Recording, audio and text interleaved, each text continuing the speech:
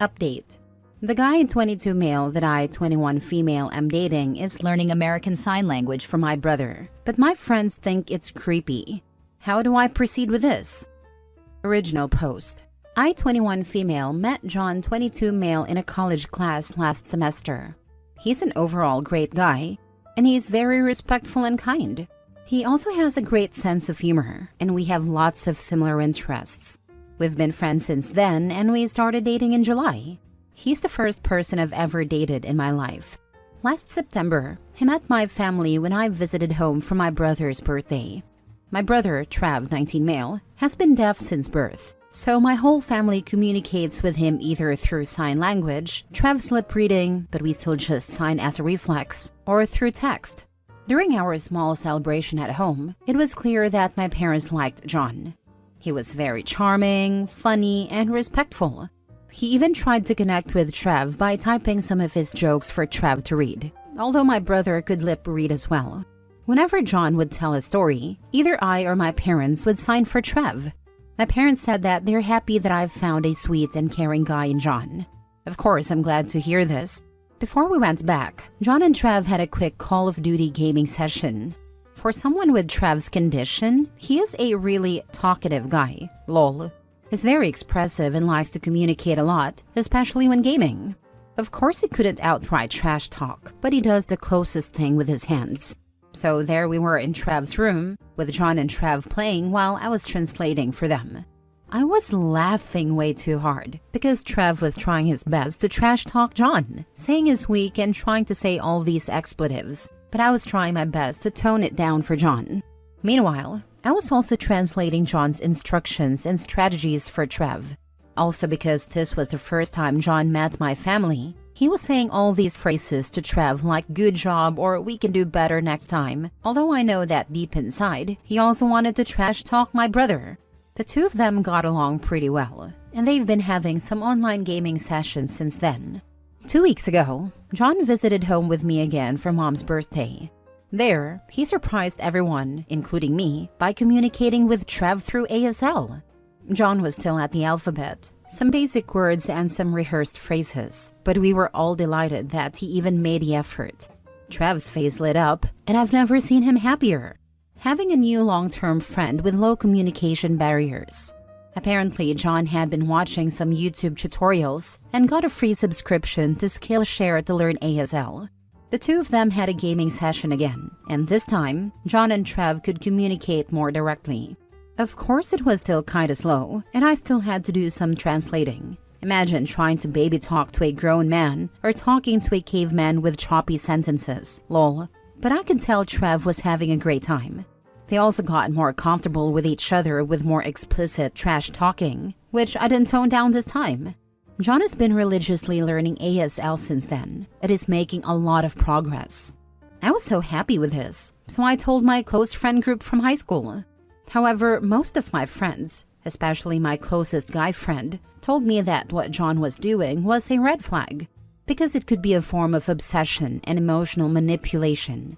He also said it was creepy because John's becoming too attached to my family, when we've only been dating for about 5 months. He also said that John might only be doing it so he could get laid or something. I know there's some validity to what my friend said, but I'm not really convinced.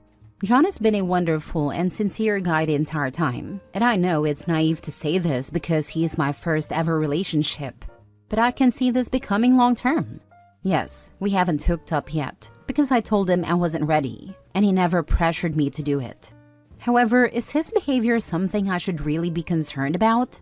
Again, I don't have any experience with dating and relationships, so I don't know if this is something that's truly concerning. My friends are pushing for me to break up with John, but I'm not sure. How do I proceed with this? Now for the top advice before reading the updates. Your friends are thieves of joy. A guy that likes you is going out of his way to learn how to communicate with your brother. That's adorable. Don't let your friends crap on that. They're also angry that is making them look bad. You have close friends you've known for years, and they never made the effort to learn some ASL to talk with your brother? Nice friends. This is it 100%. This isn't very different from a traveler spending time learning some basic phrases before they head to a country. It's considered considerate. John is a considerate person. OP's friends, less so. Yeah, this might be the first time that they say new guy over friends. Also, you've known this boyfriend as a friend before you dated him. Has he ever seemed like the type of person to play such a messed up long game? Or is he just a nice guy? If he's just a nice guy, the true problem is that your friends want to keep you at their level with other people who aren't nice.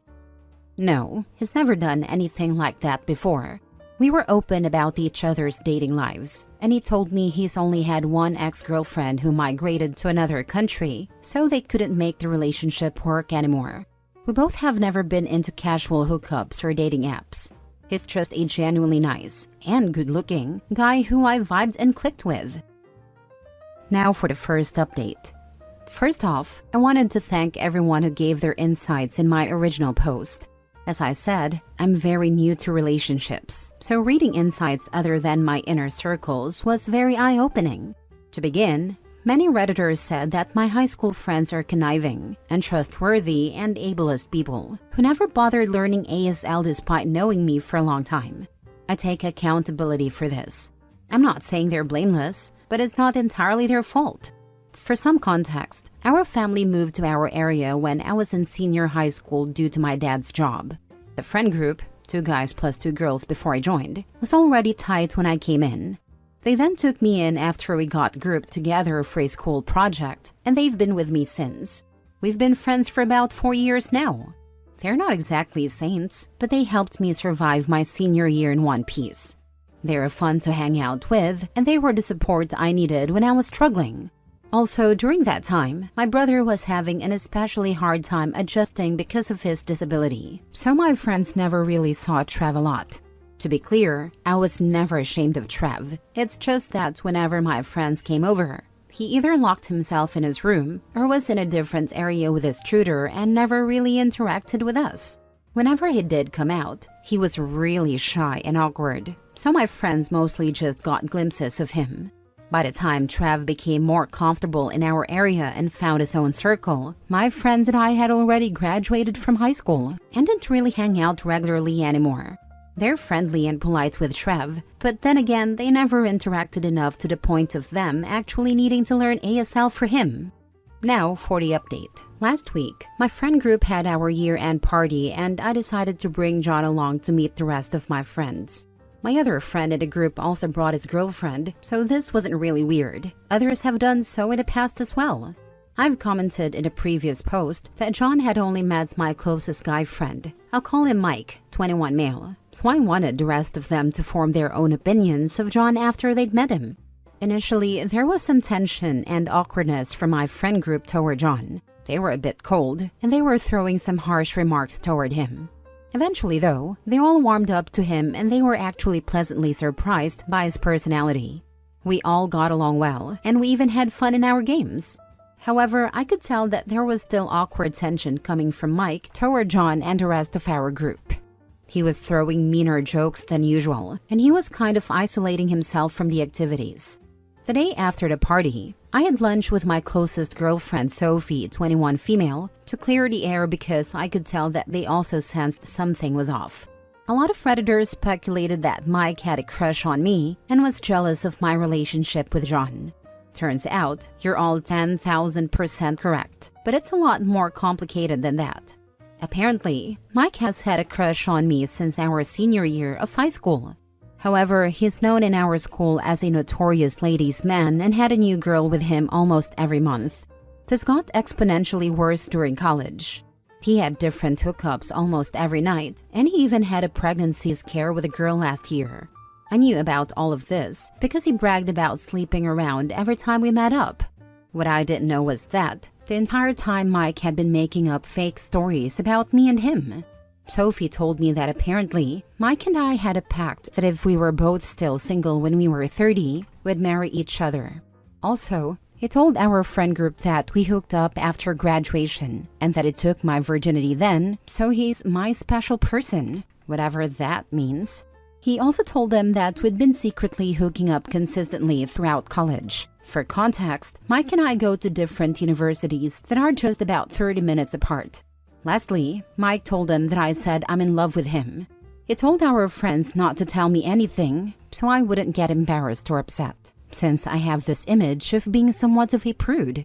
Mike also told our friend group that when he met John, he thought John was a total jerk who had been manipulating me and taking advantage of my innocence and naivety.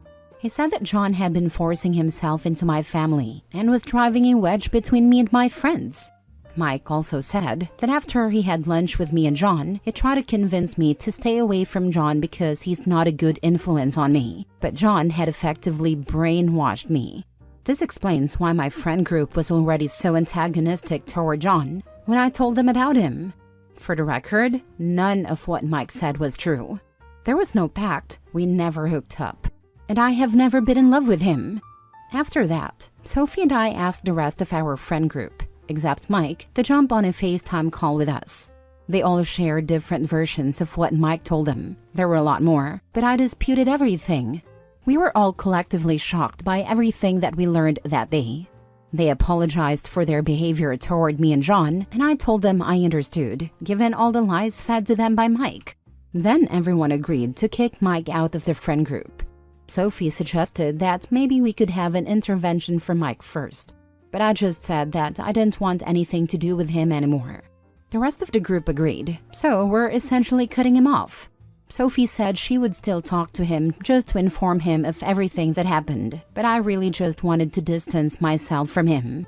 Now, it's been a week of being Mike-free. Sophie said that when she and our other guy friend talked to Mike, he became extremely defensive, confrontational, and aggressive. He wasn't physically violent, but he called them names, attacked their characters, and made such awful statements about everyone in our friend group that I won't include here anymore. It looks like cutting him off completely was the right call. Now for some more uplifting updates. After reading everyone's comments on my previous post, I reflected on my relationship with John and my friends. I then talked to my parents for advice, since they have the best relationship I know of. They told me that from what they saw of John when he visited our home and how I spoke of him, it seems like he is a legitimately nice person with pure intentions. It also helps that John and I had been friends for months before we started dating, so I already knew his character even when there was less pretense of him trying to impress me. He is already impressive on his own, though, lol. I then told John about everything that happened and apologized, fully expecting him to be mad at me for doubting him and his intentions. Instead, he said he understood, because of course it was just natural for me to trust my friends and expect them to have my best interest at heart. He then asked me if there was any point in our relationship when I felt uncomfortable or uneasy around him, and I categorically said no. I told him that he's my safe space, and he has nothing to worry about. He then reassured me that his intentions with me are genuine, and he even said he sees a future with me, which I reciprocated. Then everyone agreed to kick Mike off the friend group. I believe this is called a mic drop. Don't let your friends off the hook. They chose to believe Mike without bothering to confirm anything with you. Yeah, during my lunch with Sophie, where we had a FaceTime call with our other friends, I confronted them as well about why no one bothered confirming anything with me. They apologized for everything, but I also understood why it was so easy for everyone to believe Mike's lies. Our group dynamic has always been that I'm closest to Mike. We live just 10 minutes away from each other, then Sophie, then the rest of the group. However, the four of them had been friends with each other for about 5 years before I joined. Before Mike became a ladies' man in high school, he was always a smart kid who was either first or second in class. Despite his personality, he was still a very credible person in their eyes. Adding to that, the number of years they've known each other, it's understandable why they blindly trusted everything he said about me. Second update. Just had lunch with the rest of my friend group. We all compared notes about Mike's lies. Apparently, he concocted extreme fantasies about every one of us. He had been stirring unnecessary drama for years. It even caused the breakup of one of our other friends with her then boyfriend. Mike also told them that apparently, I threatened to cut ties with our friend group if any of my secrets came out, which was why no one really confirmed anything with me. He also said I was having mental health issues because of it, but Mike said he was helping me out, so there was no need for them to be concerned. Now everything is clear to everyone, and we're all ready to move on from this. There's still a lot of processing to do, but at least we now know the truth. Last story. My wife's 35 female behavior towards dog feels unacceptable. Should this be a sign I, 33 male, should end it? My wife really wanted a dog a few years ago. I never wanted one. It was simply too much work, and I didn't see any value added to my life from it. But countless Instagram videos of cute dogs convinced her that it would be an amazing, happy thing. So she got one, getting me to tacitly agree to it. I can be a pushover. I agreed to do my best to train the dog, since she wasn't sure how to do that. And I tried, and several folks say our dog is well trained. While she got the dog, I gradually assumed primary ownership, not by choice, but simply because she couldn't handle him. I didn't mind that, but I do feel a little resentful that so much extra work was added due to her choice.